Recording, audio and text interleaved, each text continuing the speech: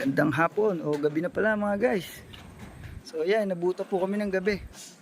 Ayan. Yan po ang aming nangyari. Babalikan pa po, magsisilan pa po sa gilid na yun. Ayan. Hanggang doon sa may paikot doon. Ito nga pala aming shade gutter na ginawa. Niras po namin dahil kailangan dahil nag-uulan. Ayan o. Napakaluwag naman po talaga. Kasyang-kasya kamay pag nilinis. Nilagyan pa namin ng skylight. Diyan. Dito po yan sa may likod na to. Ayan. Yan, nakakabit na. Yung.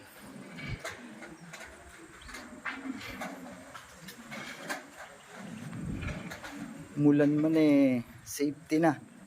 Ayan, may flashing po sa ilalim yan. Ayan, oh. Nakasuksok sa sinepa ng gutter. Dito na lamang po.